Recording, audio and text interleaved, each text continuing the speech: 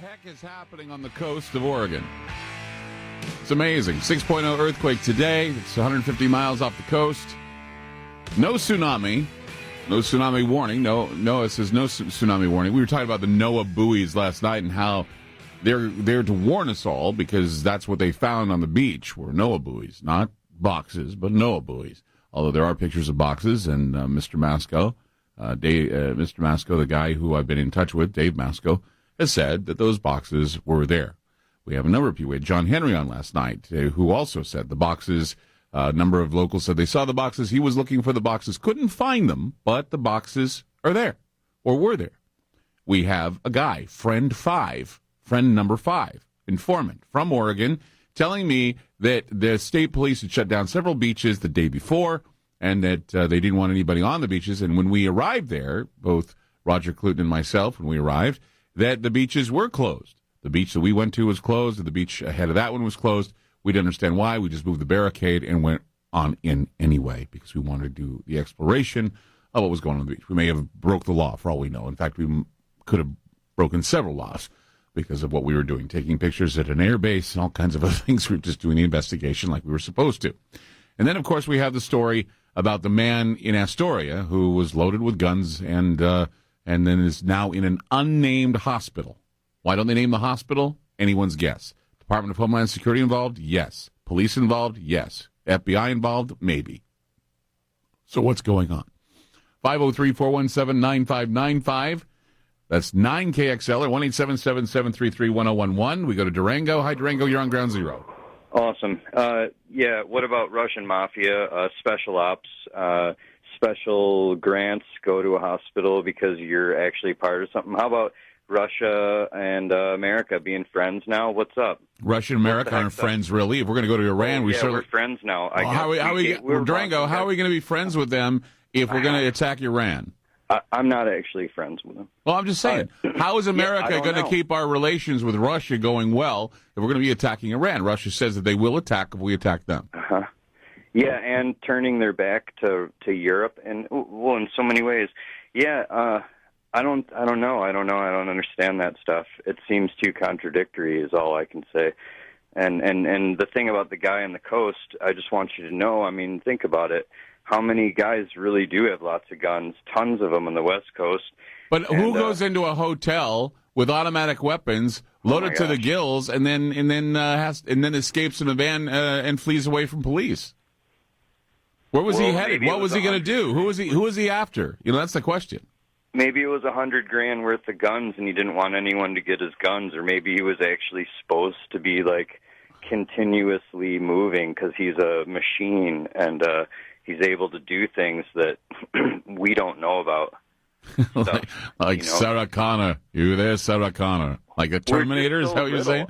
The big blue lights that we saw on the beach where a naked Arnold Schwarzenegger was walking down the beach going, I want your clothes. I want your clothes. Yeah. That's floating. That's really great. I don't know. Maybe they closed it down because there was an earthquake. Maybe. But it's pretty common for guys out here to have guns, I think. They seem nuts here. Not that many. I don't know. Look, I don't think, really? I mean, Lars packs, but I'll tell you what, he's not going to bring in a bunch of automatic weapons and say, oh, by the way, I'm going to flee police and Homeland Security and then end up in an unnamed hospital. Not that many. Unnamed hospital, Durango. I think it's all special stuff. That's what I think. Okay. I think it's Russian mafia stuff. All right. I think they're prevalent. Well, they're here in the West Coast. Mm-hmm. And god dang, they wear nice suits, mm-hmm. and they're dangerous, mm-hmm. and you hyperventilate if you're in the room with them. Yeah. And you try to be calm and excuse yourself out of there, mm-hmm. and then you get outside and breathe air and run away and try not to meet with them too many more times in your life. All right. They're here, and I think they influenced somebody in Washington, D.C. or something. I don't understand. Well, Durango, I thank you for your call. Thank you for your thoughts. Take care. Okay, is he right? I mean, I'm getting people in the chat room saying that people pack a lot of guns in this city. I don't know of anybody who does that. I really don't. And so, am I wrong in playing stupid here? I mean, I just find it very, very odd that with all the investigation we've been doing on the coast, with not black boxes, I want to say black boxes, but they're just boxes. The boxes, the size of the boxes, the fact that they have disappeared or they've gone out in the tide or they've been thrown over the side or whatever. That's the crazy stuff that's going on right now. And, of course, being told by an informant who goes only by friend number 5, which I determined was from a song, Down in the Park. I was thinking that that's where he got the idea for his, but I could be wrong. There's a song called Down in the Park where he talks about a friend called 5. But it's friend number 5 who sent me the information about this stuff going on, about the state police, Homeland Security being in the area, an amphibious duck that was being driven through the area, some sort of strange thing carrying or at least trying to remove the boxes. And then a phone call from Mr. QR Bell. We're going to be talking with him as well. And that's not his real name. In fact, QR Bell he does spectral analysis. He's got a lab that does all kinds of things, and they use his lab. It's a secret lab. And I had talked with him, and I realized after I mentioned his name to Austin and a few other people, his real name, and they all knew who he was. So if you figure out who he is, fine. But he wants to keep anonymous about what he wants to tell us on this program, and I'm respecting that. So tonight we're going to talk with QR Bell coming up on Ground Zero, and also Roger is on the phone. He wants to talk to us about what he's uncovered about the Russian assassin. This is like an X-Files episode right here in our own backyard. 503-417-9595 or 1-877-733-1011. You're listening to Ground Zero on FM News 101 KXL.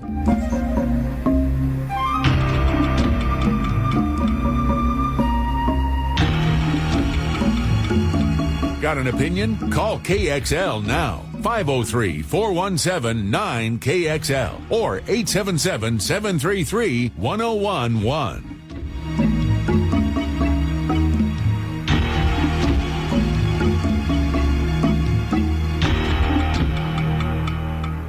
FM News 101 KX. Dream on. Dream on.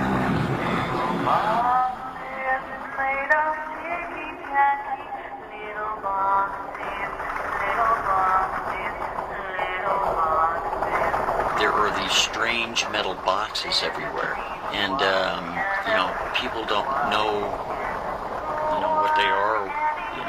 All they know is they're very heavy and they're emitting some sort of noise or glow, or it's just weird. You know what I mean?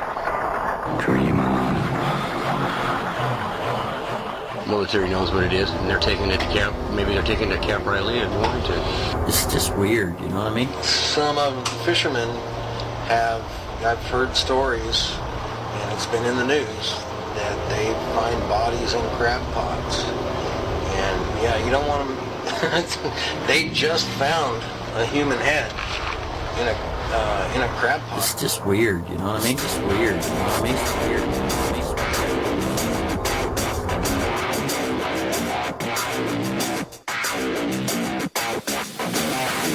Tonight on Ground Zero, weird stuff going on from the coast, from earthquakes to boxes to people being arrested for assembling guns in hotel rooms. The strange stuff going on. 503-417-9595 or 1-877-733-1011. Tonight we'll also be talking with QR Bell coming up about what they're doing about this box situation. You'd be very surprised about what's really going on. We're going to go to Roger right now, Roger Couldnt. Roger, you got some information on that guy? I got some information on the area that the guy was picked up by Homeland Security. Just where he was at, the Lamplighter Motel, it's just on the other side of the Youngs Bay Bridge. And when you cross the Youngs Bay Bridge and you go west towards you go west, and then you cut south and it goes to Warrington. And right in Warrington, between Seaside and Astoria, is a military installation called Camp Rylea. Right. Now, if Camp Rylea is that close to Astoria, then that means there's got to be, definitely has to be a connection to the military and what's been going on the coast. Well, we do have, reports. As I said, I had a informant today called friend number 5 who said that the state police shut down the beaches before we got there. Also, they saw military there, helicopters there doing all kinds of strange stuff. So, yes, we do have people who are now writing, who have been quiet before, talking about what happened at the beaches between February 8th and now. And now we have this guy. Get a load of this. I was just talking with David, the news guy in the room there, talking with him, and he said that he is in a unnamed Portland police facility, Portland hospital, and they will not name the suspect. They're keeping his name secret, which I find interesting as well.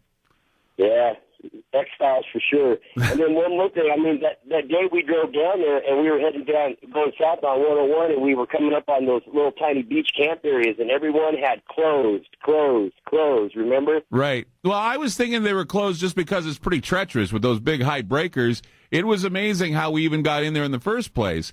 But then, having them all closed off for some reason, maybe as they were looking for those boxes that have been reported, who knows? I just say that this is mysterious enough that I wish someone would be giving us the definitive story on what happened.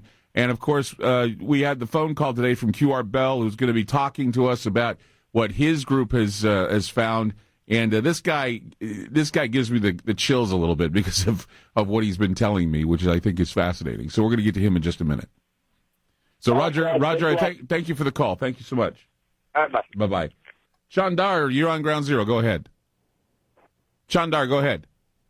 Oh, yeah. I actually had a question about what you thought about the box. Is there a good chance that stuff could be debris from No. the tsunami? No? Nope. A lot of people have thought that. No, it's not. We've seen, the people say it's not. They're definitely boxes. They are 5 feet by 5 feet. They are measured at 28 inches.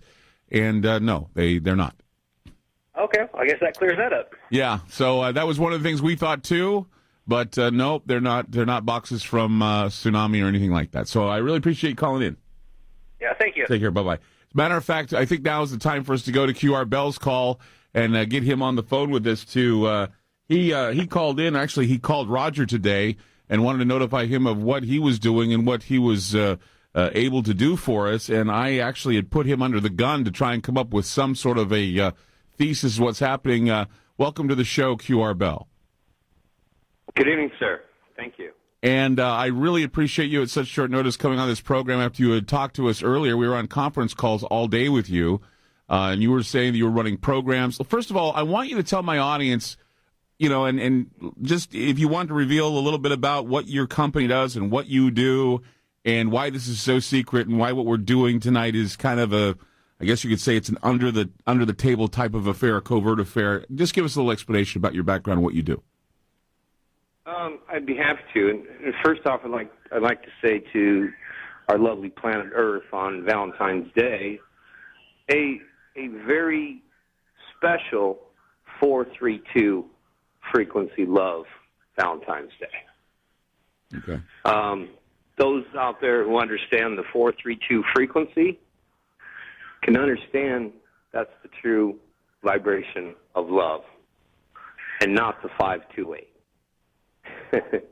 That being said, my background in research is quantum mechanics, and we identify objects that are living in our world, and we identify them through photographs. And we're able to use spectroscopy frequency to be able to determine what's exactly inside a two-dimensional photograph. So this morning, several intel agencies feed me lots of information, and this one came across my desk, and I was completely beside myself because I had the chance to identify what's in the box by telling the frequency from the inside and looking back out of the box. So you use you use some sort of spectral scope to try and figure out the size and the height and what it would be similar to. Yeah, in a good layman's term, that's really what we're thinking outside the box by looking at the box. Sure. Now, we're going to look at is that is this a great sandcastle with some wonderful black flat paint? So at first you thought it was made from the sand. Somebody had made it like a sandcastle box.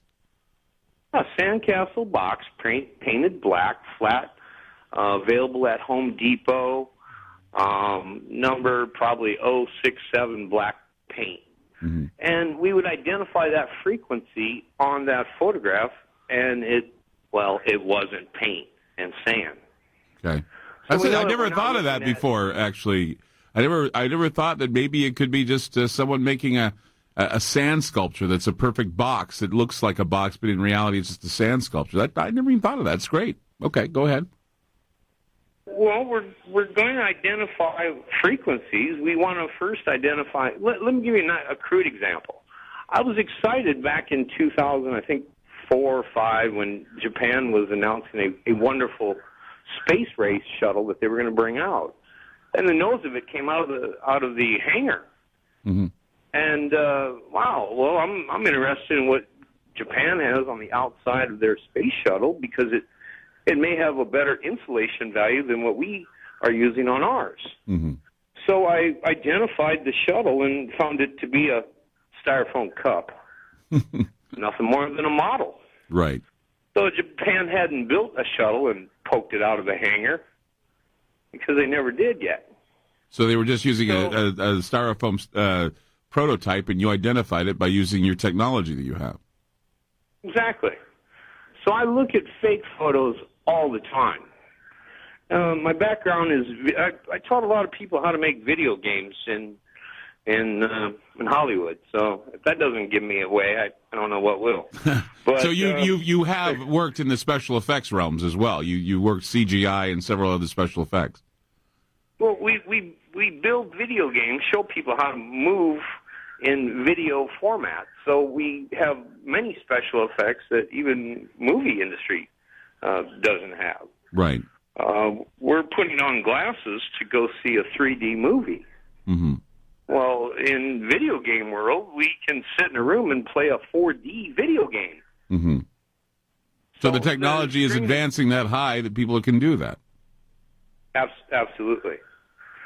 So we're able to then identify using different frequency codes. I'm going to start identifying what washed up on the shore, what fell from the sky, what UFO planted an egg, what grew up from the bottom up, what tree dropped this by, what floated from Cuba, what I'm first looking at is where'd it come from.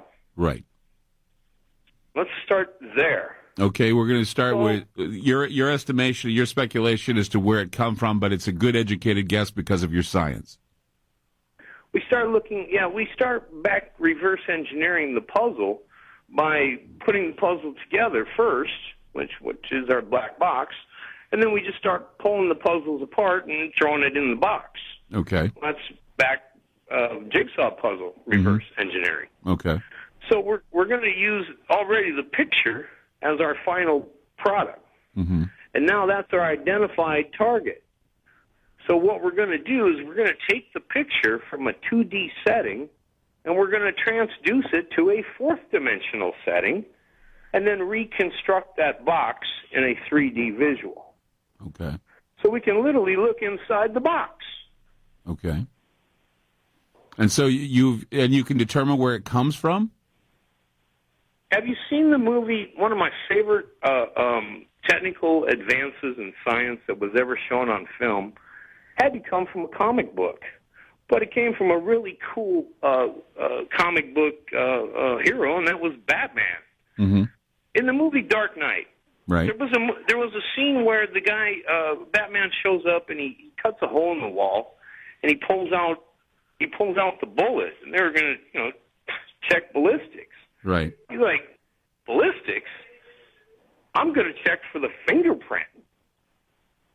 So he cut his little bat tool Dremel, and he cut out the wall, and he pulled out the bullet, and then he had it analyzed on the computer, and then was able to reconstruct the energetic imprint of that fingerprint on the side of the bullet. So that's not pseudoscience. You're capable of doing this. Now, well, that's done in the movies by comic book heroes that were written years ago. What we would have done, we would have simply walked up to the wall and took the picture. And then use that picture to find the different frequencies that you and identified whose fingerprint was on it. and to identify who's behind this whole situation. So right? Identifying the fingerprint on the bullet with just the picture is the difference from how Batman was doing an advanced CSI investigation at this point. Right. This was Batman walking in, cutting a hole in the wall, pulling out the bullet to find the fingerprint. Okay. Well, that's advanced. We don't even have that in the movies. I mean, I don't think LAPD is using that today. No, but you're using it. You're using. To cut into the wall. Right. We just walk up and take the picture of the wall. So you have the picture. You had the picture of the box, and then you went in and you did the programming, and you ran the program on the box. Coming up, we're going to talk with QR Bell about where he thinks the box first comes from. He's been talking about the imprint of the box and where the box comes from, and so we're going to talk with him about that coming up. Also, he's even going to give us some analysis as to what was inside the box, according to what they've found, and you'll be very surprised as to what they've come up with. 503-417-9595. That's 9KXL or 1-877-733-1011. We'll be back with more. Keep it here on Ground Zero. Got an opinion? Call KXL now. 503-417-9KXL or 877-733-1011.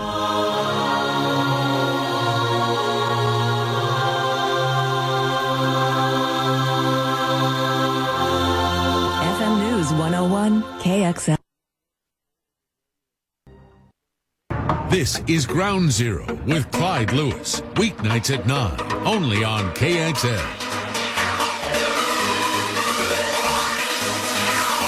Ground Zero with Clyde Lewis. In order to find out the truth, we have to retrace steps. We have to find a way to at least get clues and put the puzzle pieces together. Science is out there that can be used to do so. Some of it can be considered fringe science or pseudoscience, but it is there. And many of us don't know what is available. Now, authorities know what's available, and they use it all the time. That's why they know most of the time who's at fault for certain crimes. And they can have a hunch. A lot of this stuff is used all the time. We've talked about reverse speech being that way as well, as something that may be a tool. It's not necessarily something that they live by, but it's something that they use to get an idea. And educated guesses are formed every day when it comes to things like this, and that's why we wanted to get down to the bottom of what we were seeing with these boxes on the beach. QR Bell on the program tonight with us has said that he had a way, that he has certain things that he uses and his labs use. He's been on several talk shows before. He's on our talk show with a pseudonym because of what he's going to announce about the boxes, and he doesn't want any repercussions felt after his announcement. Am I right, QR Bell? You're right on page as always. Okay. So you were saying that you were giving us an example of how this is done.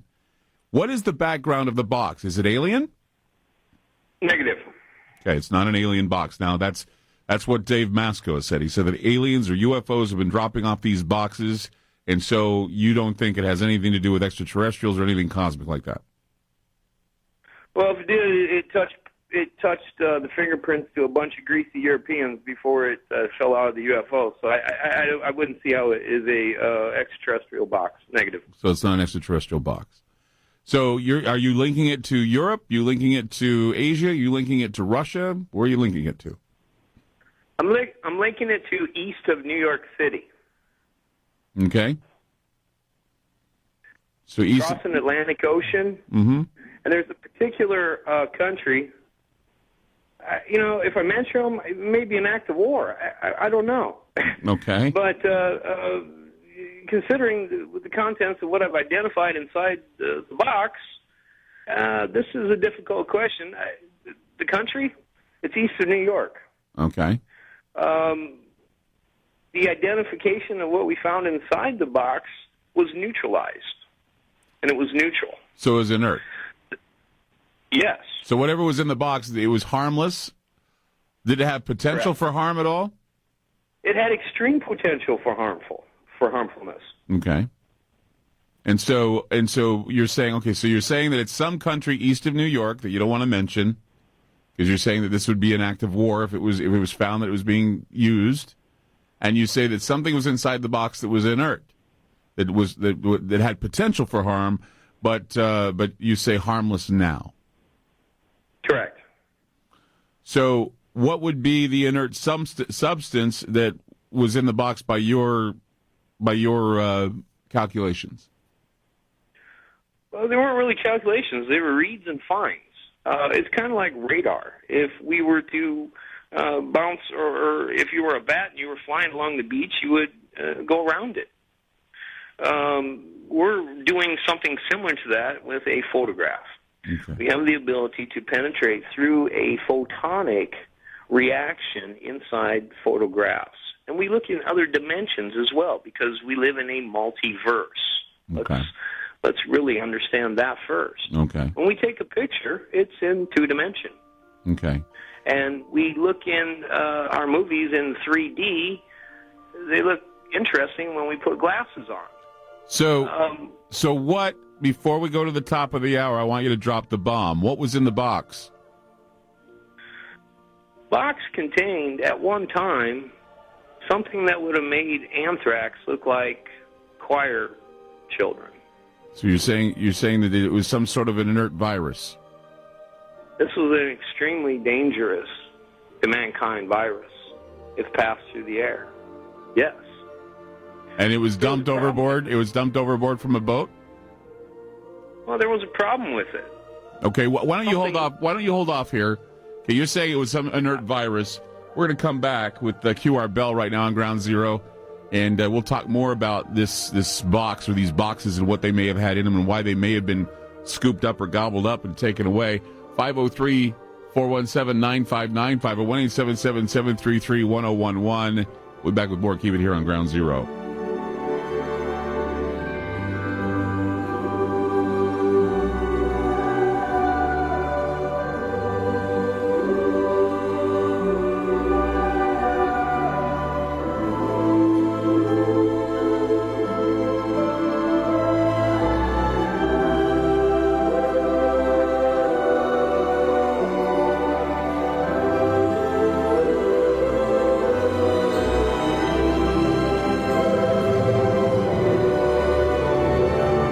FM News 101 KXL. You are about to experience Groundzero, an on-speaker experience. Cuts through the crowd. Just when you thought you were safe.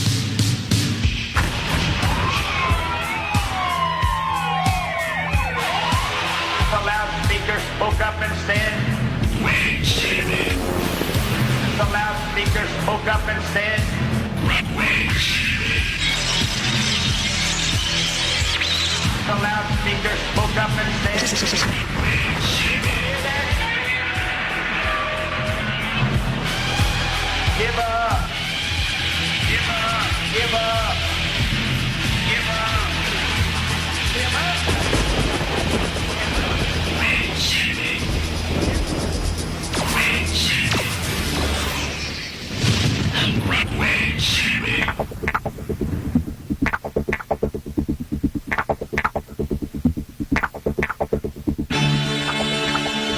I'm Clyde Lewis, and this is Ground Zero.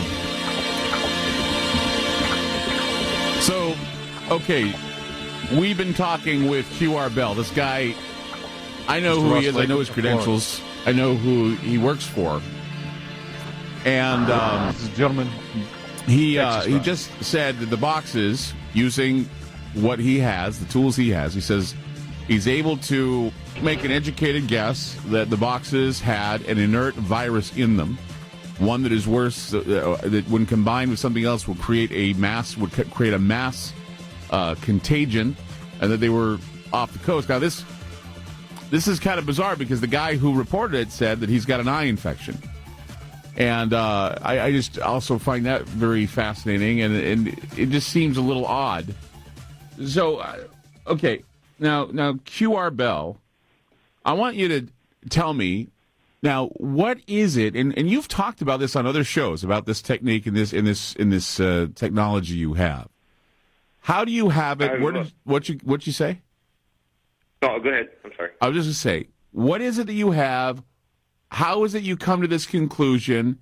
And what other things have you used to apply this type of technology for other things, and what announcements have you made about other things? I mean, this is bizarre because a lot of people in the chat room are baffled. We've now increased our chat room substantially now. People are in here listening to what you have to say, and I think they're baffled by, who you are and what you're saying. So I need you to now, and I don't mean to use this phrase, but I have to because even I feel the same way. We need to dumb stuff down a little bit here. We need to be a little bit more aware of what the listeners are listening to and what they need to understand about what you're saying and what you're doing, because this is a very, very interesting theory or hypothesis that you're presenting to us tonight, and that is that these boxes had viruses in them and that they had been taken away immediately. Let's play in the sandbox with kind shovels. Okay. And that's my interpretation to dumb it down. Okay. I have a kind shovel. Do you have a kind shovel? Let's be kind to each other and tell me what you're doing. Okay, tell me exactly what's going on here. So now we're little children playing in the sandbox, and the good thing about when children are in sandboxes, there is what we consider accountability. Ask any third grader out there on the playground today. And when someone acts up in class at recess, most kids call that kid out. That's accountability. And for some reason, as adults, we got away from acting like children when the children tell truth and call people out on accountability. So this is kind of what I'm paraphrasing to what this is. So you're calling it out. You're calling it out. And we can talk in the sandbox and dumb this stuff down. Okay. It may sound like advanced outer space fringe science, because that's exactly what it is. And we've been masters of it for the last 15 years. We've been out there doing research in areas in quantum mechanics that no one has ever heard about. And we are finding things and publishing things and understanding things so that when we have that 1,000-piece puzzle on the wall, if there's only 999 pieces on it, the only thing that you're mystified and looking at is that missing piece. So we are looking through different dimensions. When we take a three-dimensional eyeball and look at a two-dimensional photograph. So you were telling me when we were talking on the phone discussing this when you ran your programs, you were telling me that the box is perfectly shaped to fit on a pallet. Am I correct? Its dimensions fit perfect on a pallet, yes. Transportation, parachute, weight, the whole nine. Pretty well placed. Please pick up and analyze and try to determine what happened to our virus. And now we can't just fly into LaGuardia and cruise through customs with a suitcase, can we? No.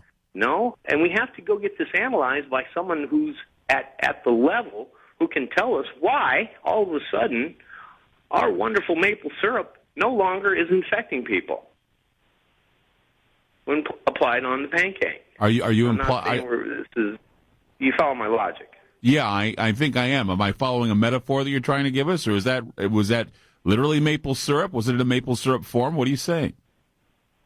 It was not. When added to maple syrup and put on pancakes, it'll destroy your life. That's okay. Then it was something added to maple syrup. So it was a component. It was a component to create a contagion. And when added to something such innocuous like maple syrup or something would kill people. When it arrived in a neutral state, that was the confusion. Oh, this is a dangerous virus that doesn't even harm you. So it won't harm you unless it's combined with something like maple syrup or orange juice or something, right? Right. Why is somebody going through so much trouble on the shores of Oregon that has a military presence involved? You got to start looking at the puzzle, right? And look at that missing piece. Sure. And then the picture becomes clearer.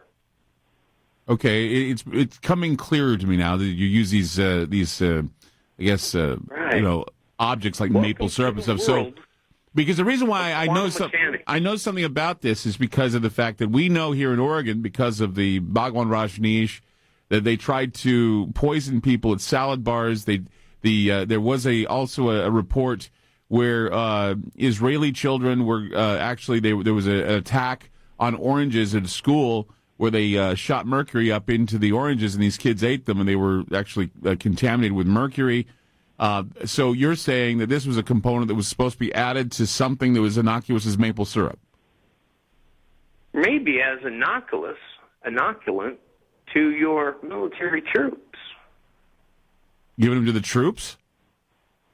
They all get injected before they fly off. Okay. You know, we don't know why it was picked up. We don't know why it was delivered. But it came to the United States in a strange way. The direction of the country was east of New York City. It landed on the western coast of the United States. So whoever went through the amount of trouble floated through the Panama. Interesting.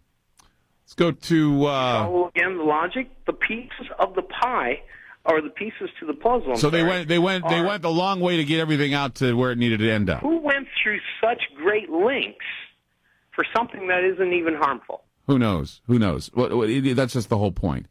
And it just seems, but it seems it's been picked up. It seems that it's out of our way now, out of harm's way. So I would suggest that that's what we go on. It's the fact that it is out of harm's way now, and we have nothing to worry about. We're going to go to Chad right now.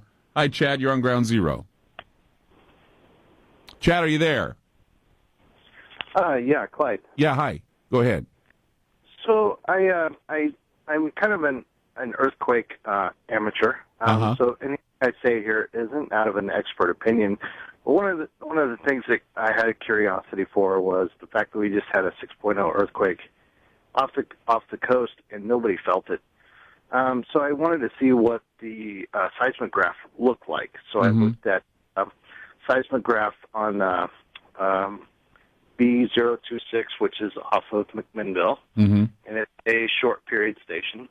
And what I find is a seismograph that looks very, very sharp and intense, and then dies off after a short period of time. Right. In other words, it doesn't look like there's any P waves to this seismograph.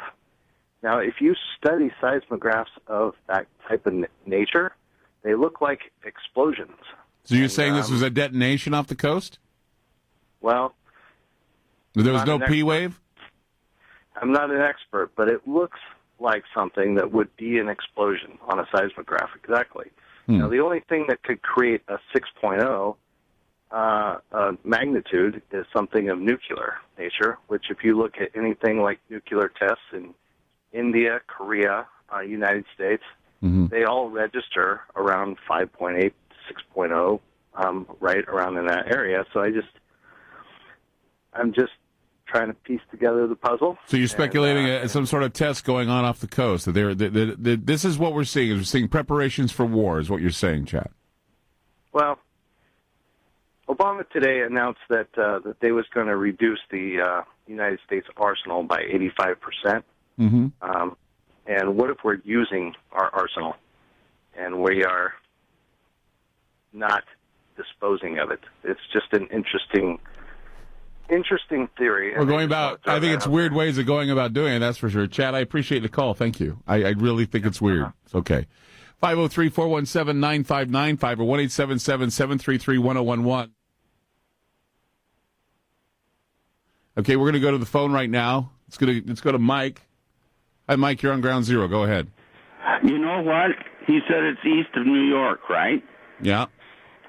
I've got my globe here, and I'm sitting here looking at it. Yeah. I got a globe right next to my bed. So okay. I'm following the 40th parallel, and that's where New York is. I'm following it around the globe. It goes through Spain, goes through Italy. Guess where the 40th parallel ends up? Right in Peking. Right in Peking. Now, if that's a country that he's talking about that's east of New York, you don't have to go through the Panama Canal because you can go straight across the ocean from China right to the west coast of the United States. You see what I'm saying? Yeah. QR, are you gonna confirm that it's China? Wow! Oh, come on! Well, what I'm saying is I'm following his logic. It sounds like Mike picked up on what you're trying to say, QR. We're going to go east New York City. Yeah, well, okay. No, it's a European.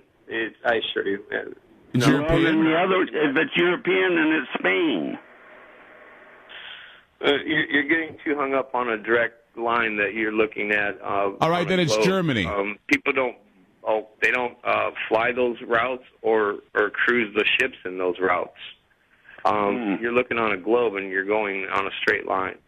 I'm following the curve. Elaborate and get into a ridiculous debate on the origin of where this came from. That's the part where, respectfully, we need to just keep eyes on that country. But it's not none of the countries that you mentioned, I assure you. All right. Mike, I appreciate the call. Thank you. We're going to take a break right now with QR Bell, my guest. We're going to talk more about what's going on out there and your calls, 503-417-9595 or 1-877-733-1011. We'll be back with more. Keep it here on Ground Zero.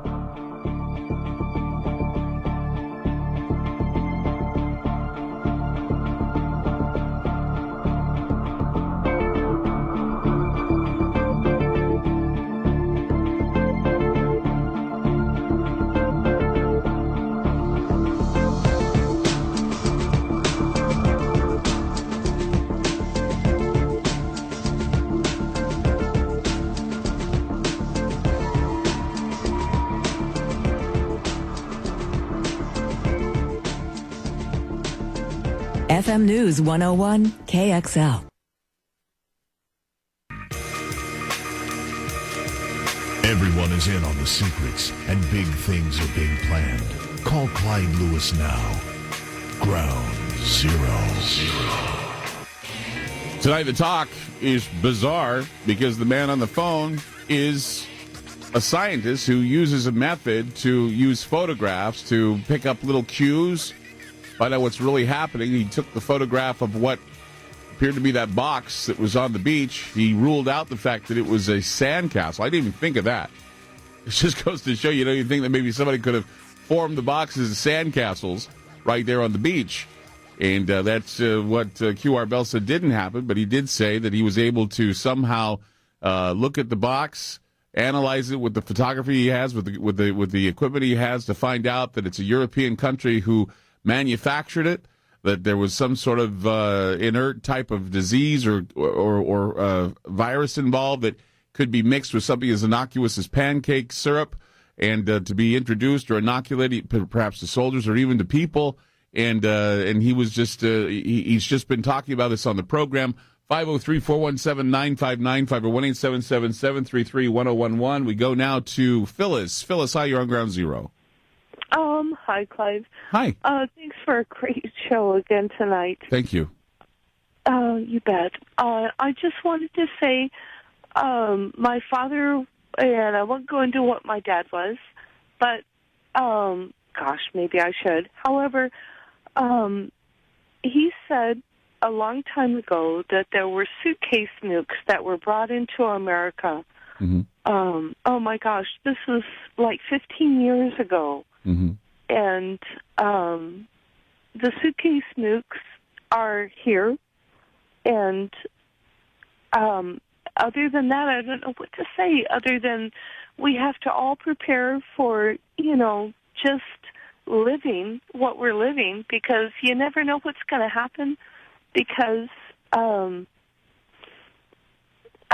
if the suitcase, it's going to be a dirty bomb that's going to be launched somewhere. So you're America. thinking that this is kind of similar to how they brought a dirty bomb over here. Is they snuck it in off of a boat, they dropped it off, and it was picked up, and then we never heard the case again.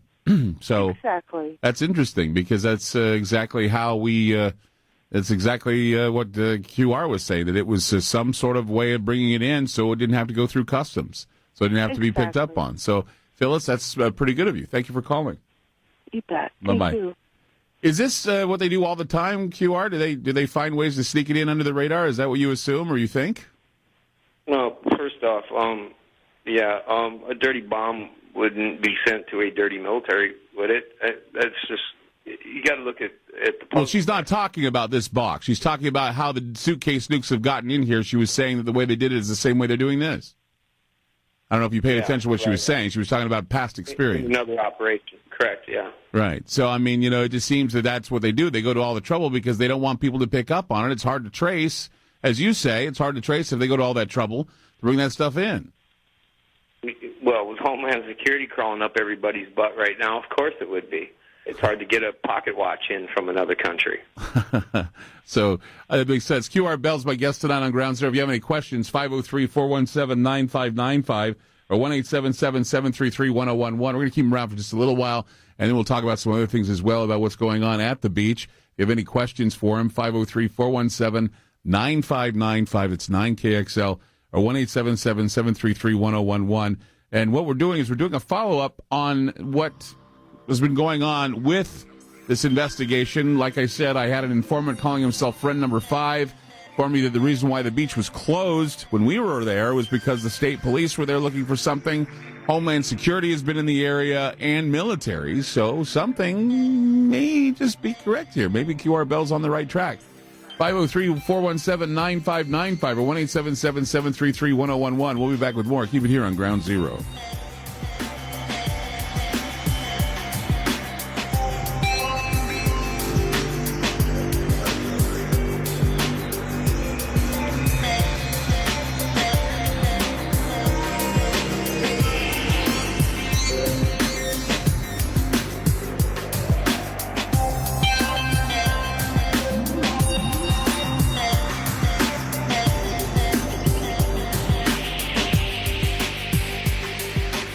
FM News 101 KXL.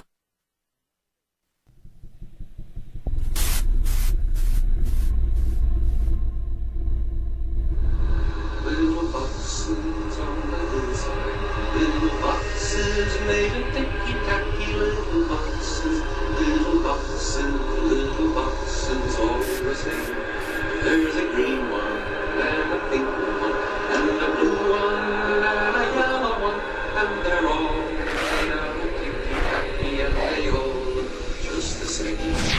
Something is going on. Something is going on. At Stonefield Beach. Something is going on. Something is going on. At Stonefield Beach. Something is going on. Something is going on. Kids were walking up down the beach saying they saw those square things floating in the water, or at least being tossed in the high waves, the high ocean there. So I don't know. I mean, I just think that it's really kind of bizarre that we do have confirmation of UFO sightings. We have confirmation of at least some strange anomaly. Watch. Yeah, there it goes. The way the ocean changes around here and the beaches change, it's very possible that within 8 hours, within the tide change, that I've seen entire logs disappear and wash up somewhere else, get buried by sand. So the boxes wouldn't be any exception. They could be taken away and washed away too. Absolutely, especially something that's only supposedly 20 inches tall. There it is, straight out. Take it away. There it is, there they are, right above us.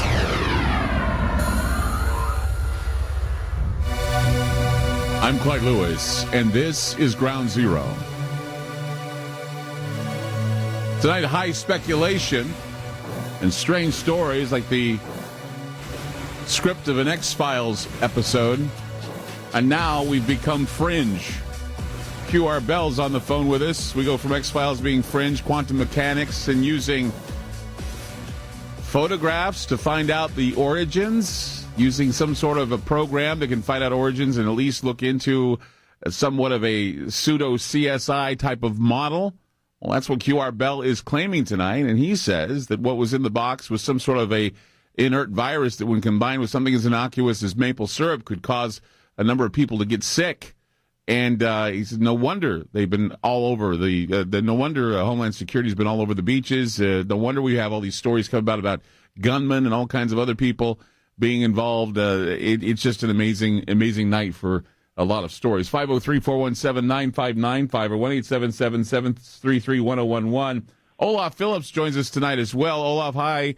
I'm sure you've been following what we've been talking about here And it's really amazing, what we're hearing. Can you somehow give us a little perspective of what QR Bell's trying to tell us about these so-called programs that can use pictures as some sort of way to look into what may or may not be anywhere in a box or whatever? Well, one of the things you can do is you can take an image, and a high-resolution image is always better, but even a low-res image, and you can scan it and look for various elements on it. For example, the type of seam can tell you where it was manufactured. There might be markings on it that aren't readily apparent, but you can use programs. There's one, I can't remember the name of it offhand, but you can basically program into it what you want to find, and then it'll scan for it. We used to actually, at a company I worked at once, we used it to suss out weapons and other things. So what Bell's saying is true, is that so he can give a really good guess as to where that box came from and what's inside of it by using logic and using markings on the box. One of the things that's interesting, Olaf, I don't know if you caught it, but first thing that came out of his mouth tonight was, well, we've ruled out the idea that it's a sandcastle. And I never even thought of that somebody could have just made something that looks like a box out of sand and sit it there. And I looked at the picture and I thought, yeah, it could have been it could have been a sandcastle. Well, sure. I mean, a skilled enough sandcastle, I know it sounds kind of silly, but a skilled enough sandcastle builder with a can of spray paint could build something that looked like a box. Exactly. They built some incredible sandcastles. I thought it was just genius, first thing coming out of his mouth. I don't think anybody was even thinking for 1 minute that there were sandcastles being made to look like boxes on the beaches of Southern Oregon. Well, I don't know. When I saw that beach, I don't think it's a very good spot to build sandcastle. Maybe a log cabin, but that's about it. So, Bell, now that we've established with Olaf, who's also a programmer, that this is possible, now you say that the markings show that's from an Eastern European country, that it was brought here. They did a hard they took a hard road to get to it, get it out there, get it into the beaches. Do you think that they were planned, that there was a attack or some sort of a attempt at attacking the United States and it went totally wrong? By your opinion, by what you see, or what? Well, again, and I've been selective on what I've been saying this evening because of the nature about what we're discussing. Mm-hmm. So my words may be selective and in riddle and puzzle, sure. But it always paints, again, a clear picture at the end of the day. Right. This is all we try to do, is reconstruct that picture on that day.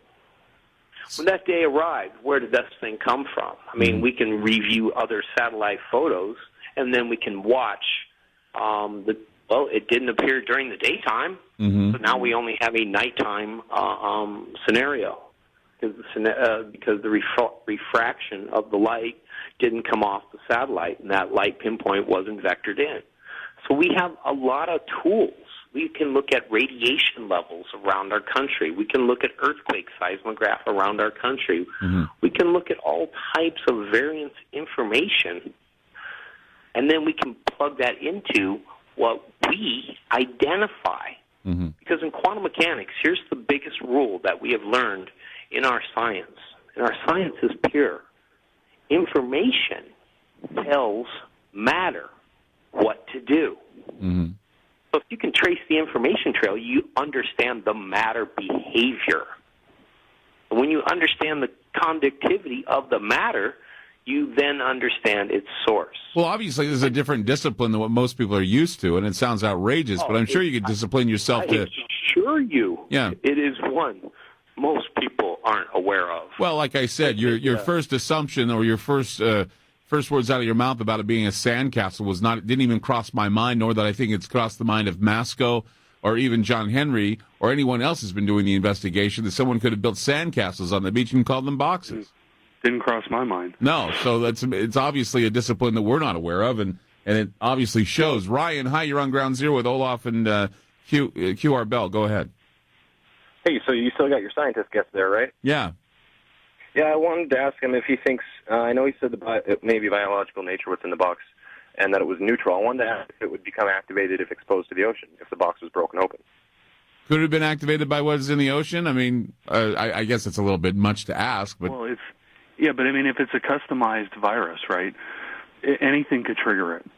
Remember, in this day and age, to genetically engineer a virus, you can have any trigger you want. It could be saliva. It could be salt water. For example, when you fly in an airplane, right? The life jackets that are under the seat. They always say there's a life jacket under the seat. If you crash, put it over your head. There's a strobe light on there. That strobe light is activated by salt water. Oh, really? Yeah. So in this day and age, with the kind of genetic engineering that we can do, literally a blood type, you can look for sickled cells. You can look for a certain kind of hair color. Pretty much anything can trip a virus. It can be customized down to the individual person if you have a sample of their tissue. So there you go, Ryan. It could have been activated for sure. What were you saying, QR? Cool. I'd like to further elaborate what I didn't earlier, what else I didn't find in the box. What didn't you find? Because these are other things that when you look at the equation of what's missing inside it, there's no nuclear reactor, there's no power source, there's no. So we look for things that are not in the box to help formulate a better opinion as to what we have pinpointed this to be. And interesting enough is that the substance was so altered that the unfortunate minds, and that's being very polite to the creator who made that substance, those very disturbed people who created that didn't want it near them anymore and begged our U.S. government to come get it off their hands. That's interesting. Nobody else would pick that stuff up. Nobody else would want to even play what was inside that box. So are you saying that it was created in some sort of a rogue biological lab somewhere, and they got scared and they called us? They got freaked out when all of a sudden it stopped killing rats. Interesting. And the substance reacted in such an implosion way. I did not say explosion. I said implosion way. That, imagine coming to work and expecting to see all the lab mice dead, and you walk in and they're begging for cheese. It freaked them out when they went and looked at the substance, and it wasn't the same anymore. So it changed on them, and they wanted it gone. Get this thing out of here. Give it to the government. Give it to the U.S. Man, they're our allies. See, that's the danger of a virus, right? Well, Ryan, Ryan, I thank you for the call. We're kind of having a crossfade here. Well, thank you for the call, Ryan. Can we take a break? We need to take a break right now. I got to see what's wrong with the phones. But Olav is with us. So is QR Bell. We'll be back with more. 503-417-9595 or 1-877-733-1011. Trying to fix the phone here. Anyway, we'll be right back with more. Keep it here on Ground Zero.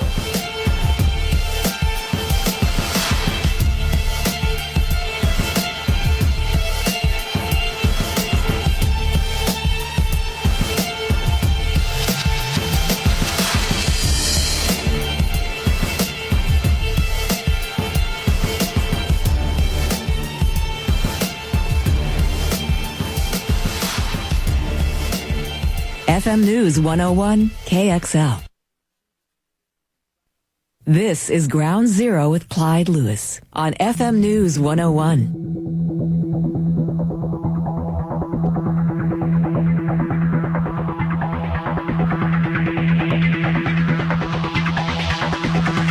Ground Zero with Clyde Lewis. Go to PortlandGoldBuyers.com, click on the right-hand area where it says Seminar, and sign up for the seminar on how to invest in gold and silver. It's important you do so, especially now as things are going weird. If you go and you sign in, it's on the 25th. There'll be a seminar with Oscar. He will show you how to invest smart.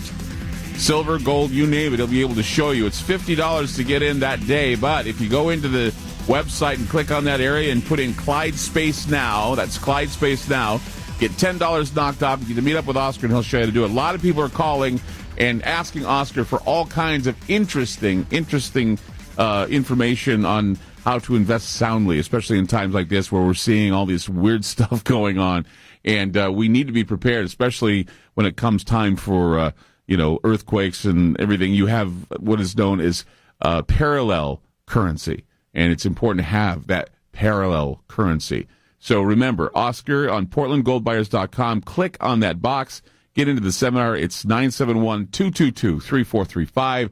That's 971-222-3435. Tonight we have we're going to be talking with QR Bell and give his final thoughts on what's happening and your phone calls at 503-417-9595. We also have Olaf Phillips, who also wanted to chime in on this. He's a programmer and talking a little bit about some of the programs that QR has been talking about, which are available actually to some companies. Let's go to Michelle now. Hi, Michelle. You're on Ground Zero.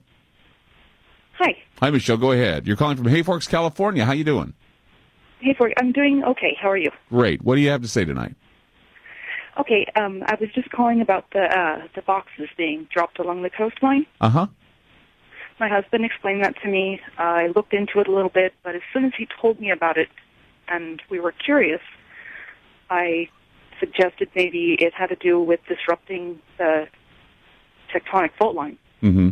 And then coincidentally, a strange earthquake happened yesterday, Right. the 13th. Right. And then another one just off the coast. So I don't know, because they were putting off some kind of a vibration or noise, is what he was telling me. So that's what it made me think that they were all placed strategically to set off earthquakes. Interesting. Correct. All right. Well, Michelle, I thank you for the call. You betcha. Take care. Bye-bye. Let's go now to, hold on one second. I want to... Can I comment on that call, Sammy? What's that QR? Could I comment on that call? Sure, go ahead. What we did, that was certainly something we would look for if there was a discharge noise, seismograph, what is causing whales to float up on our beaches. Is this something that was put there, deployed by the Navy to be picked up by the military Air Force? So we looked into those possibilities as well and found negative on all sound vibration. So there was nothing that would indicate it was giving off a sound, even though people said there were sounds being emitted from them? Correct. Okay, so that must be something that people think is going on. Let's go to Sam calling from Santa Monica, California. Hi, Sam. You're on Ground Zero. Yes, hi. Fascinating show, fascinating topics. Thank Very you. excited about what's being discussed right now and the cutting-edge research that's being discussed. I have a question for QR Bell. Wanted to find out if there's a way to create a dialogue and learn more about this type of research that he's on the cutting edge of. Do you have an email contact, QR, that people could use to get in touch with you? Yeah, my email rings at the quantum level. We have a email that we receive. It's Q Bell Science at Gmail. That's our friends at Google. Okay, so it's qbellscience at gmail.com. That's correct. Okay, so yeah, Sam, you can get in touch with him and talk with him about some of this information and this technology as well. Thank you. I'm looking forward to creating a dialogue. Thank you for taking my call. Have a great day. You better take care. Bye-bye. And Olaf, you were saying something. Are you able to talk about what this technology is? You were saying that you use some technology similar to what QR is talking about? Well, it didn't have to do with quantum resonance, but if you take simple photos and want to pass them through to try to find things in them automatically using machine learning, we use something called Weka. And Weka is actually open source. You can download it. And basically what you do is you put an algorithm into Weka, and then it'll scan photos. It can scan millions of photos per hour if deployed properly. Mm-hmm. And it can not only tell you, for example, that somebody's carrying a gun, but it can tell you what kind of gun. It could potentially tell you how old the gun is based on the shape. But that's more of a pattern recognition kind of situation. Wow. So it's even more advanced, isn't it, QR? You got more advanced techniques? Oh, we lost QR Bell, actually. I don't know. We have to get in touch. I hope we can get it back on the line quickly because we lost it. I wanted to see if you could verify what Olaf was saying, unless he left because you gave the information. I don't know, but we wanted to at least clarify what kind of technology they use to try and understand what was in the boxes and how they can figure it out. So there is something that can be used.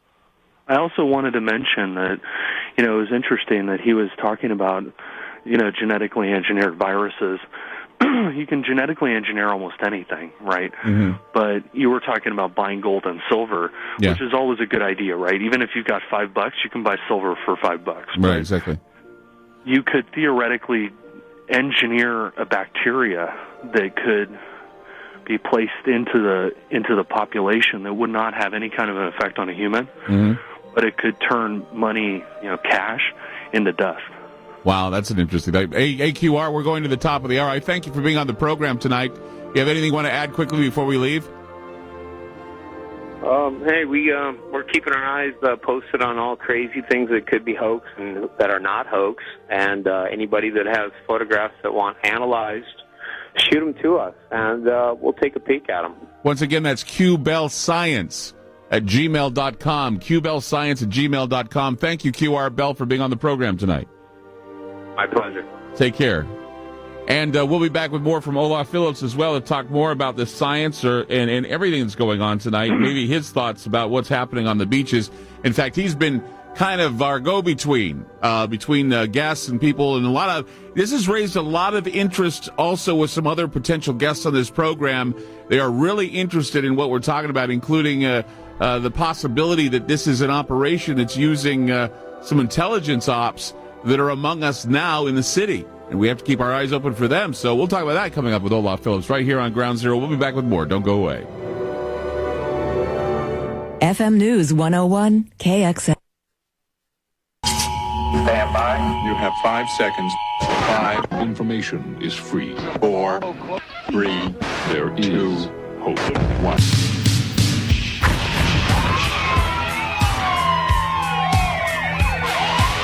The loudspeaker spoke up and said, Wait, Jimmy.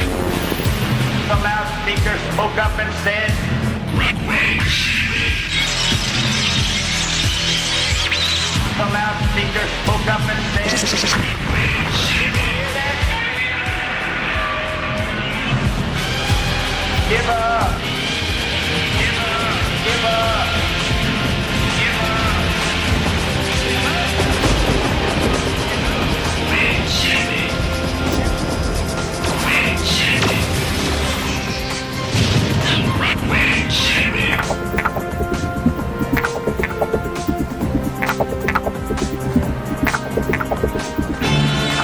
I'm Clyde Lewis, and this is Ground Zero.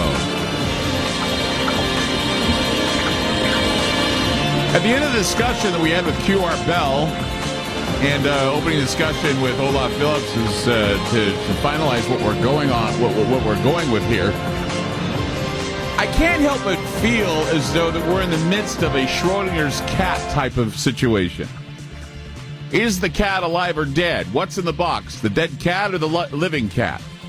Is it a living virus or a dead virus? Is it an earthquake trigger, or is it some sort of a beacon? Is it something that they pick up on a satellite? They can use certain types of programs to tell origin, make, model, you name it, but can it most definitely give us a case to believe in viruses, especially inert viruses? Who knows? Who knows what kind of technology we have? QR Bell claims that they have the technology to do so. Olaf Phillips says that they worked with some technology that was a lot less advanced, but it was still able to detect the make, model of gun in a guy's pocket using a picture. So as we kind of evolve the case of the boxes, I say again, this is like Schrodinger's cat. Is the cat alive or dead? Is the case still worthy of pursuing? What is it that's happening with all the things? Are they all connected? You see, a random event happens, and then we wonder if the cat in the box is still alive or dead. We wonder if the so-called Russian guy that was apprehended with his guns had anything to do with what was going on with the boxes. If the boxes with the inert substance had anything to do with some sort of a terrorist activity, is it something that's going on they want to keep under wraps, or was it something that was that we were aware of that we wanted to get a hold of before someone else got a hold of it? This is the intrigue and the idea behind this quote, X-Files episode that we're talking about here on this program, and it's the most baffling thing I've ever talked about on my show, especially now that I was going in, not even wanting to talk about the possibility of an earthquake. We have a 6.0 off the coast. It all seems sort of coincidental and synchronistic. 503-417-9595 or 1-877-733-1011. We have people all over, military brats, saying that they know what's going on, other people skeptical. What do you think? Are we using some sort of weird fringe pseudoscience to find out truths? Are we on the right track, or is this completely... I mean, look, quantum mechanics. The whole Schrodinger's cat experiment is quantum mechanics. Is it real or isn't real? Is it a ghost or a phantom? Can we touch it? Is it tangible? I mean, I hate to pull a science class question, but man, the idea of quantum mechanics in this whole scenario is mind-boggling, but possible. Olaf, what do you think? I mean, is this Schrodinger's cat? Well, I think it's a combination of Schrodinger's cat and also the butterfly effect. Okay, how so? But the butterfly effect is that you're walking down the street and you step on a butterfly and you kill it, and because the butterfly is dead, it doesn't pollinate a flower that's picked by somebody to give to their wife, so their wife divorces it, and it's this whole chain of being that happens from one innocuous incident. Right. So I think that we got a story that came out about some weird boxes, and it's just kind of metastasized from there. Right. But sure, it is Schrodinger's cat because fundamentally, I don't have access to the kind of technology that he's talking about, but I don't doubt it exists. I mean, conservatively, the military-industrial complex is 40 to 50 years ahead of us out here in the public world, as far as what they're working on. I mean, back in the 50s, Stanton Friedman, who's a very famous UFO researcher, in the 50s was working on a nuclear engine for aircraft. Now, they didn't use it because, it was too heavy, it wasn't cost-effective, whatever, but they had adapted a nuclear-powered engine for an airplane. Mm-hmm. When my dad was in the Air Force in the 60s, he read some studies of using nuclear-powered dirigibles. That was done back in the early 50s. So is it possible to have some sort of a quantum device that can look inside of a box?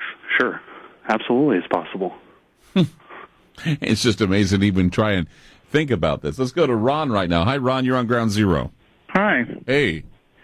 I think possibly you might be overlooking the most obvious when you think about these things. I always think of where's the profit in it, where's the money, and I know of a lot of stories of people who got their start in business and life by bringing in drugs in small quantities. Mm-hmm. And one thing they wouldn't want to do is come up to the dock in the boat and offload it. And another thing, they wouldn't want it to get wet. So they seal it up real tight, throw it off the boat as they're coming in, and have someone else with a four-wheel drive pick it up off the beach. Well, we don't see any four-wheel drive vehicles picking them off the beach because it's hard to get into those areas with four-wheel drive vehicles, even though... I thought there were some tire tracks. Well, somebody reported tire tracks yesterday, yes. Now, how they got in there is anyone's guess because, as I would say, and as we've reported when I was there, the beach right at the time we were there during the weather was so treacherous, I can't see anybody getting in there with a four-wheel drive vehicle. Now, what we do know, and as I was reporting earlier, that friend number 5, who was an informant who we traced to some Portland, Oregon address, had said that the beaches were all closed a day prior to when Roger and I arrived there. And yes, there were barricades in front of the beaches, and we weren't supposed to be there. However, John Henry and myself and Roger, we went through the barricades. We parked our vehicles far enough away that we walked through the barricades and got down to the beach. Now, that was a stupid move because the waves were so high that I almost got taken out by one. And the rocks were just so hard. It was just hard to walk across the rocks to get to the sandy area. And when we did get to the sandy area, we found a place in the sandy area where carved up near the wall of the cliff was this all-seeing eye.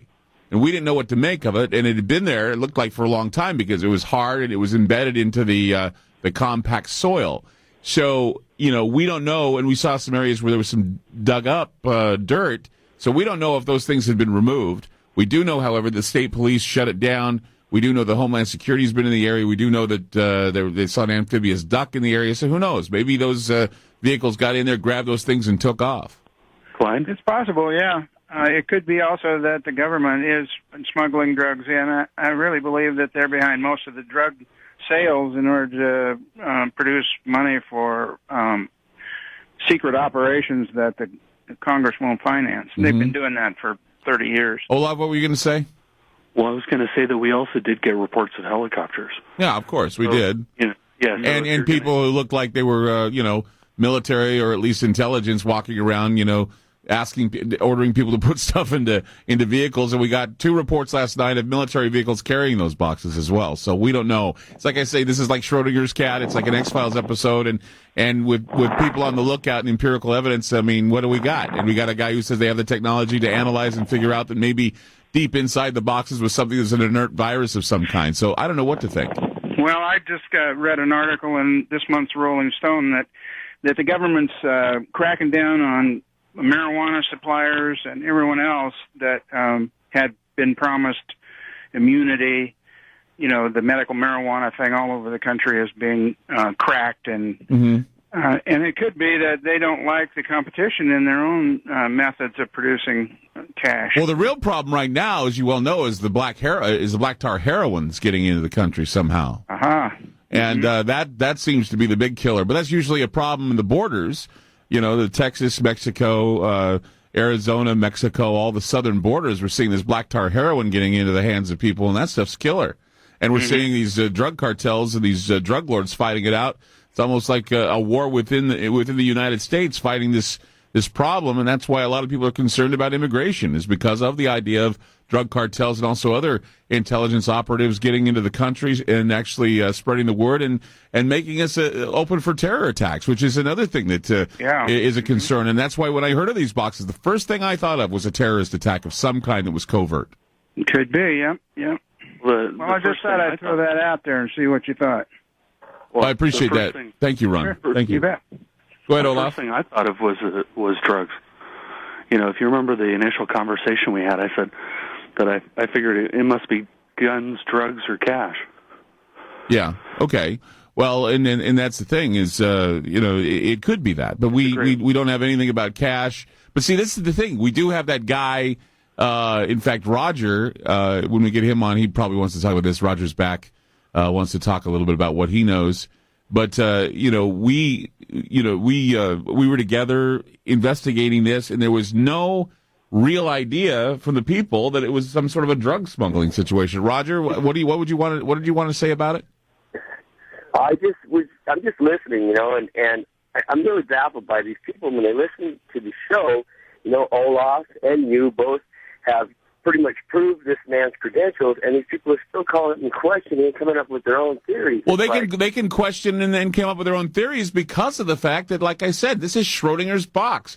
I mean, look, we know, and Olaf even confirmed, that there is the technology to analyze and figure out or make a good educated guess as to what this is.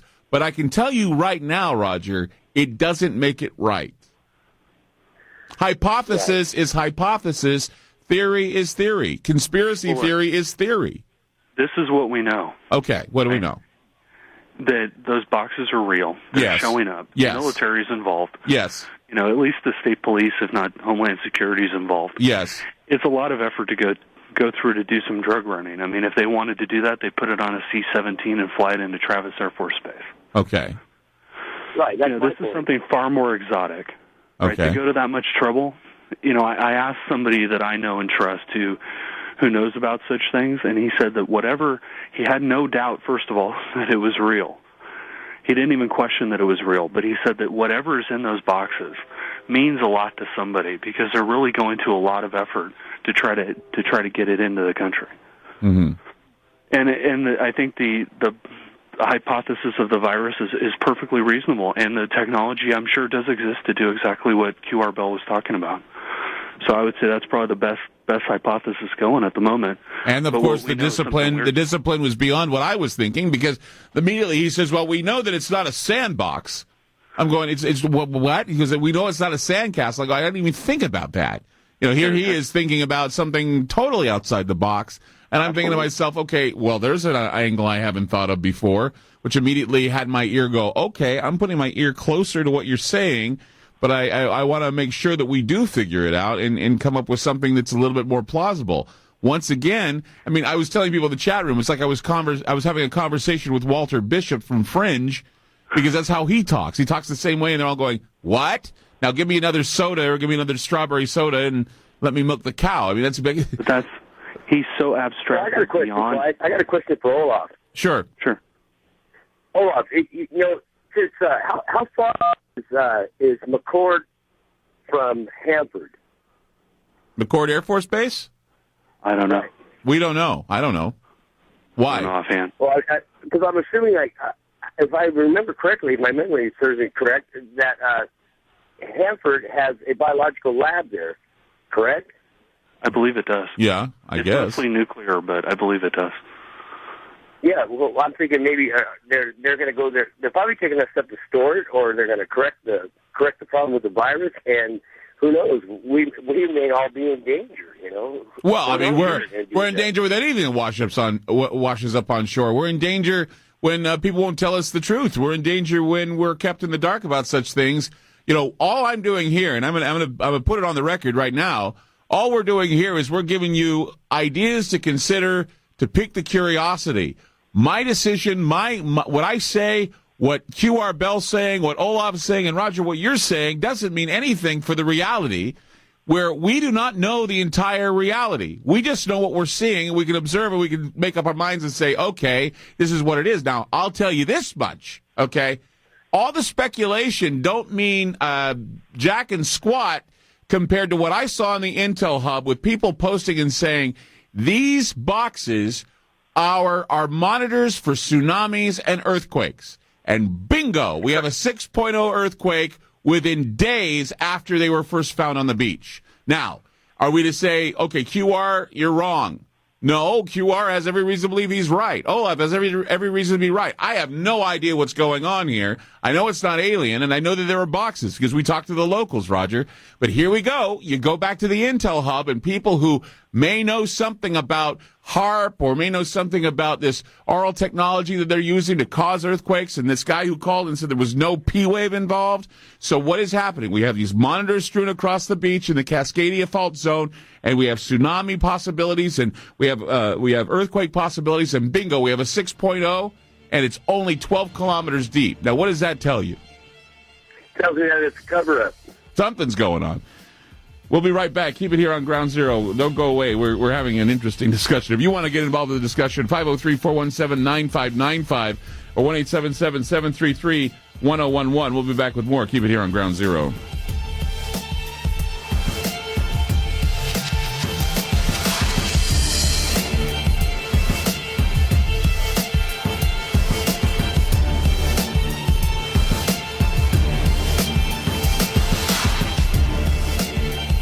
FM News 101 KXL. Got an opinion? Call KXL now. 503-417-9KXL or 877-733-1011. This is not a test. It is the future. Ground Zero with Clyde Lewis.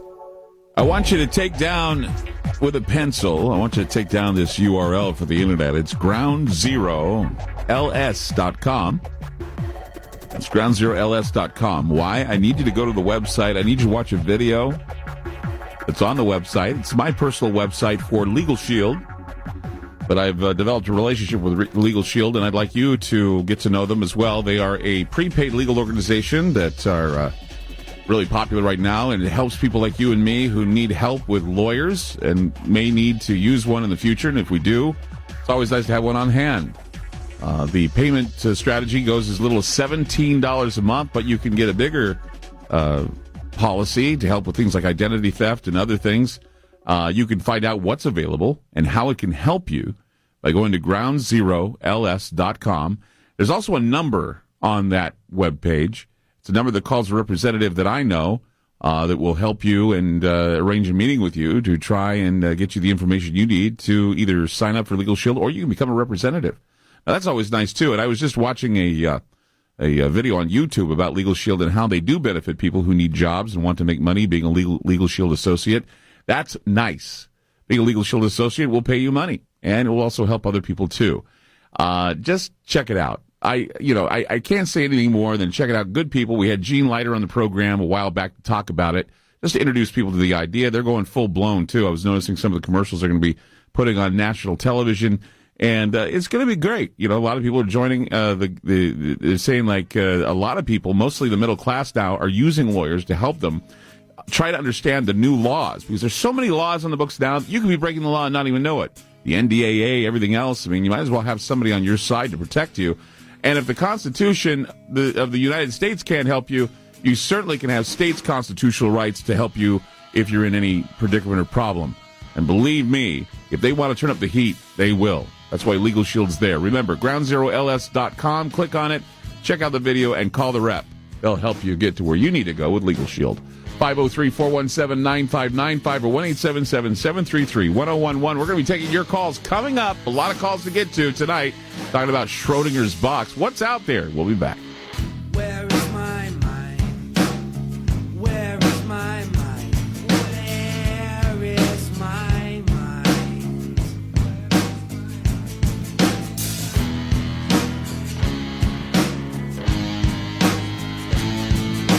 Way out in the water, see it swimming.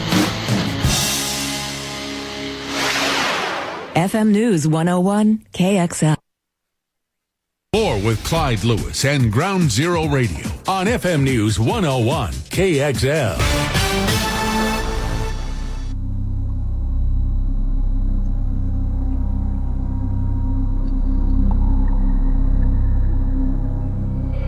Little boxes on the hillside. Little boxes made of ticky-tacky. Little boxes on the hillside. Little boxes all the same. There's a green and a pink and a blue one and a yellow one, and they're all made out of ticky-tacky, and they all look just the same. It's no mystery what happened. It was completely sealed and making noise like hissing or sizzling. The others are further down south, and I don't remember what towns. A solid color. One looked like two lights really close together. Definitely got me on edge. If you're along the western coast, you might want to look into this right now. Up along the coast in this area, there are these strange metal boxes everywhere. People don't know, what they are. All they know is they're very heavy and they're emitting some sort of noise or glow. To the university where they were put in boxes, and they came out just the same. I'm Clyde Lewis. This is Ground Zero. I got that song in my head. Little boxes all made of ticky-tacky. That's what they are. Little boxes, just the same. On the coastline, little boxes made of ticky-tacky. I'm the man in the box. Yeah. 503-417-9595. Schrodinger's box. The cat, dead or alive? That's what I want to know. 1-877-733-1011. Olaf is still with us tonight, and also we've got Roger still with us as well. And Roger, of course, went on the trip with me to do the investigation. We're now going to go to some calls. Go to Richard. Hi, Richard. You're on Ground Zero. Hey, man. How you doing? Good. Hey, I want to say, first of all, I love whoever is putting together those songs at the beginning of your show every time you come back from commercial. That is awesome. I do them. Oh, no kidding. Yeah. That is awesome. You do a Yeah, great job. my background is more of a production type of guy, and then I do research, so that's what I do. That is awesome. I really love it. Thank you. The reason I called was because I kind of wanted to slap this show in the face with some reality. And by that, I want to look at the facts. What do we know? We know that there are boxes and other material washing up on the shores. Just boxes. Boxes. Little So we 5 foot by 5 foot boxes, 28 inches tall. Okay, so we know that there are these metal boxes washing up. Mm-hmm. Welded shut. And we know that you were there, and you said that it is very hard to get there with a vehicle. Yeah, because of the fact that they closed down the beaches because they were pretty treacherous with a lot of rocks, and that's why they call it Stonefield Beach, because it's mostly stones. Exactly. So, if there's debris, such as these metal boxes, washing up in a treacherous area, why would the military not be called in to clear this debris? I mean, it's been said that there is more military activity than normal, and I think that that explains itself. But you forget the UFO explanation. Okay, well, I'm trying to look at this on the facts. Well, there are UFOs, facts, Richard. sure. The facts are UFOs were seen prior to the boxes arriving. Now, I'm not saying little gray men in flying saucers. I'm saying flying apparatus that is unidentified. Absolutely, and I'm not disputing that. Okay. I actually embrace that. But that doesn't necessarily mean that this unidentified flying object is related to these boxes. You're exactly right, Richard. Yes.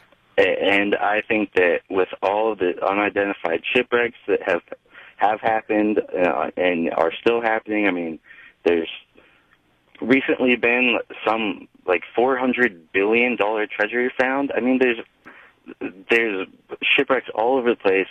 But if there was a shipwreck, wouldn't we be aware of that if it was in the Pacific? And wouldn't it be just as believable that maybe something that was trying to be smuggled in under the radar could go onto the beach and the military could pick it up so no one gets it, or that they were aware of it if it were drugs or some sort of virus? Yeah, absolutely. And I thought about that, but I mean, come on, let's be realistic. I am. It's the military. It's the military. If they want to smuggle in something like that, they're going to have a much easier time and do it much more under the radar than dropping it in the Pacific and picking it up. I mean, it's the military. let me enter an idea here. Excuse me. If you're going to, number one, if you're going to try to smuggle something in, where are you going to drop it? You're going to drop it in the most inaccessible place you can because nobody's going to mess with it, right?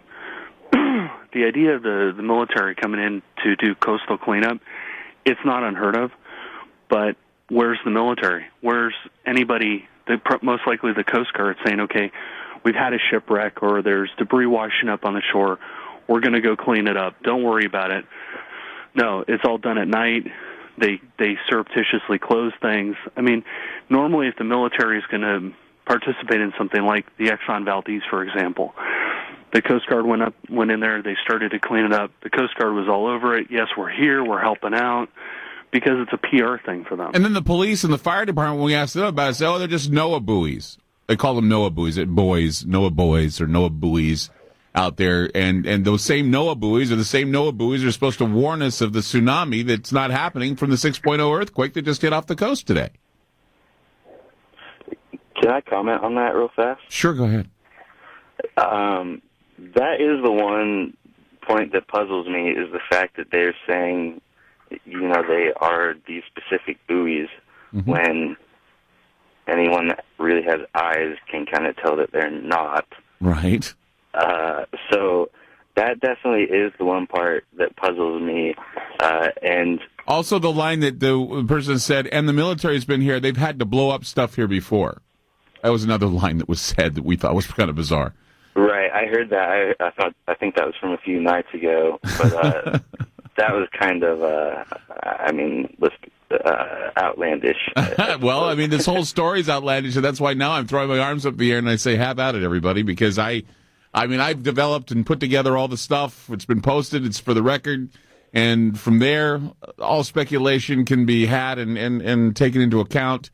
And I'm here to say full on that after all the facts have been posted, speculation is now here, and we've got it, and it's running rampant, and maybe somebody will come up with some answers. Maybe Masco will come forward and say that he's lying.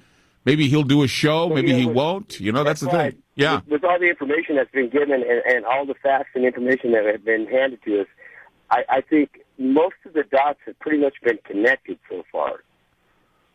You know, the seismograph showing there was no B waves after this earthquake could possibly coincide with the theory of the law enforcement and the fire chief down there in Yachats or Newport or whatever saying that they've been here to blow things up before. Oh, my God. Everything's pretty much come together. You're hurting my head. Oh, my God, you're hurting. I didn't even think about that. Wait, then we have the guy saying tonight that somebody blew something up out there off the... Oh, my God. See, once again. Richard, I thank you for your call. Hey, tonight? Yeah. I just, before I leave, I just wanted to thank you for having me on, listening to my point. Sure. You've had me on for a few minutes, and that's almost unheard of in the radio show industry. So I just want to thank you for that and say on outing that I think that we should kind of be more realistic when looking at things like this. Sure. And that's why I called, because I typically love the show, and I think thank you so much. Normally talk. I strive for that. And Richard, I thank you for your points. They're well noted and they're pretty brilliant. So thank you for calling, okay? Thank you so much. Take care. Let's go to Sean. Sean, hi, you're on Ground Zero, calling from Tualatin. Go ahead. Thank you, Clyde. Earlier in the show, you asked for kind of a unifying theory, and it might be a stretch, but I think I have one. Okay. Now, we've had a lot of increased activity of UFOs and USOs. Uh-huh. And now let's say that these boxes are military or whatever, and they contain some sort of sensitive material. Uh-huh. And it was in a submarine off the coast and came across the USO, lost power control, whatever, crashed. Some of the cargo escaped, floated, came ashore. Military came to clean it up. And then as far as the sub and the rest of the material, they probably lowered a nuke to eliminate the rest of the material, or if it was a nuclear sub, they let it go critical. Either way, it's cheaper and less public than trying to retrieve that material. Okay, that's an interesting theory. Well, Sean, thank you for adding that theory. That's awesome. Thank you so much. Thank you. You know, this is interesting. We're hearing people come up with ideas on how this is happening, what they think, and it seems to be plausible. Hi, Nick. You're on Ground Zero. Hey there. One thing is, I think, the way I understood it, the guy was talking about the butterfly effect earlier. Yeah. The way I understood it was a little bit different. Is a butterfly flaps its wings in a jungle, say on the other side of the world, and that causes enough of a stir up, either through a chain of events, stampede of elephants, so on. Well, that's what he was trying to say. It's the same thing. It's a butterfly flaps its wings in Portland and causes a storm in China, or you step off the path in a delicate sound of thunder. You step on a butterfly. That butterfly doesn't pollinate a flower. That flower never gets made. That flower doesn't get enjoyed. But it's all part of the bigger picture. It's Glick's chaos theory, really. Or it can be huge, but it can, completely change the outcome of events in the world on something as small as a butterfly flapping its wings, or you having accidentally killed it. But the reason I was calling is I've caught the last, 20 minutes or so of you guys tonight, and only was able to catch a couple minutes of my call last night. So I was wondering if you could kind of recap, because I keep hearing about these boxes, and I'm not sure what's going on. Well, there were some boxes that were allegedly found on the coast. They're mysterious. Of the Oregon coast, near Yachats. They're heavy. They're 5 feet by 5 feet, 28 inches. Reported by a guy named Dave Masco, used to write for the military. Masco's been writing me saying, I've got more information. Keep the faith. He doesn't come on the show because he says he has an eye infection. Both Roger Clute and I from Northwest Ghost Recon went down to investigate. We took a 3-hour trip down, a 3-hour trip back up. We met up with a guy named John Henry, who has a house right on the beach at Brays Point. We talked with him. He said he didn't see the boxes, but several locals said that they did see the boxes, that they were real. However, the tide was high when we were there. If the boxes were there, they were either washed out, but then there were several other people who had made mention of some sort of military activity. A guy sent me an email. He called himself friend number 5. said that he said that the state police shut down some of the beaches a day before we arrived for some strange reason. Homeland Security, military, possible combing of the beaches for these boxes taken away in Black Hawk helicopters or Apache helicopters, dropping them off at the Newport Airport area, possibly taken to a base or to an area up in Warrenton. Some people even reported last night trucks carrying these boxes to Lewis McChord Air Force Base. So we have all kinds of reports of this strange phenomena going on, and a lot of speculation, a ton of information that with everything that's been presented, somebody can at least, in their own way, formulate a theory as to what they think is really happening. And today we had a 6.0 earthquake off the coast, which makes us wonder about the line that was given. We blew up anything. They've been here to blow up stuff before, and that was kind of a hint that maybe something was going on off the coast today. Who knows? Gotcha. So the helicopters, you say somebody reported that they saw helicopters pick them up, and somebody else reported that they saw trucks picking them up? No, they saw helicopters pick up, loaded trucks, and they took off. So helicopters picked them up and loaded them into trucks. Yeah, exactly. I mean, if you know anything about the area, they could just fly down, put stuff in helicopters, fly over to Newport Airport, load them onto trucks, and then take off. And they said, I have a trucker saying that he saw them on Highway 20, another trucker saying he saw them on I-5 going north in Washington, and another listener saying he saw the same truck with these boxes near Mill Plain. Clyde? Yes. I think it's also important to point out that the Newport Airport, it's very isolated, mm-hmm. and it is a very low-activity airport. It so is. If you're going to fly something in somewhere, that's probably the place to do it. And Camp Riley... A base nearby where they did nuclear testing and chemical testing or something? Well, there's no base nearby that I know of, but we were talking about, Roger had brought up, which camp did you bring up, Roger, they may have been flying?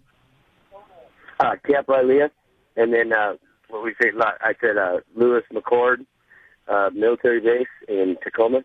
There you go. And then Hanford. Or Hanford, depending. Yeah, I mean, Hanford.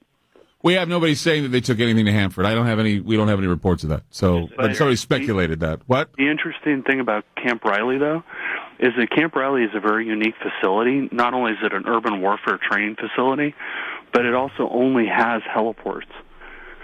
So it can, if something's going to fly toward Camp Riley, only a helicopter can do it. It has no runway. I mean, it's also a base where they actually train the Oregon State Troopers there. There's a lot of police activity at that facility as well. Wow. How far is that from the beach? Roger, how far would you say that is? That is right on the beach. It's just on the east side of the sand dunes from Fort Stevens State Park.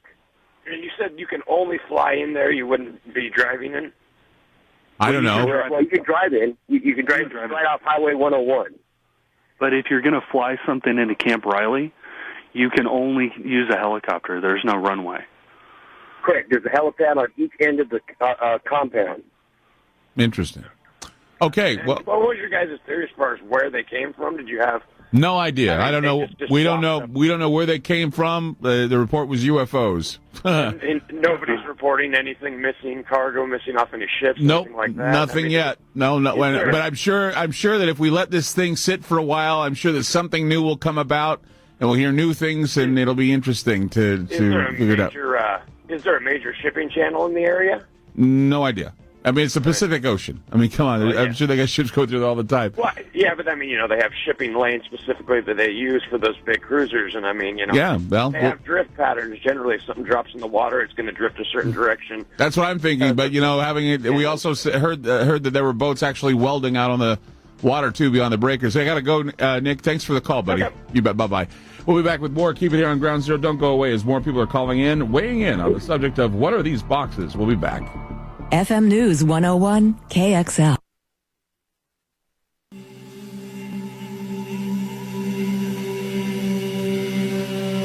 More with Clyde Lewis on FM News 101.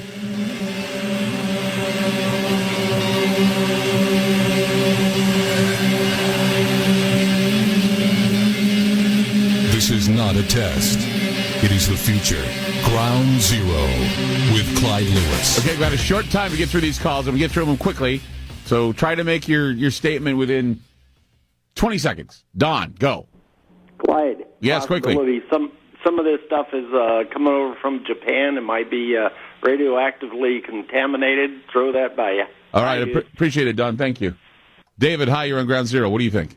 Clyde, I think it could be maybe some underwater submarine detection devices that maybe were kicked up due to underwater volcanic activity or earthquake. And that's why the earthquake has happened?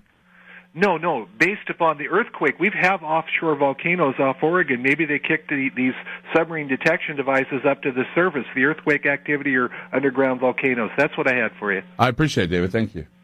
And finally, we go to Jack. Jack, hi, you're on Ground Zero. Go ahead. Yeah, how you doing, Clyde? Good. Listen, my information is pretty solid. I have a friend of mine of 30 years who has friends in the special forces and also worked for Homeland Security, and this individual we actually spoke to tonight said that equipment and stuff that's being dropped off is actually for the world's first microwave tower. Is going to be the largest and the only one in the world, one of three actually, and it's going up in Hoquiam. But why would they do it covertly? Why don't they just bring it in if it's such an enormous feat? That's the trick thing, because we have ships off the shores of Washington, and they're bringing this stuff in. Why that they're using helicopters and why they're doing it in this fashion is a bit more information that I don't have right at this point in time. It's like a big game of Tetris. They're all, gathering stuff together and putting it together in a big tower. It's here's the whole thing is they know that we're going to have solar flares sooner or later, and what they're doing is they're boosting the frequencies and the receptions for cell phones for Oregon, Washington, California, and Nevada. Okay, all right. And it's a microwave tower. All right, Jack, I thank you for the call. Thank you so much. Why go to all the trouble is beyond me.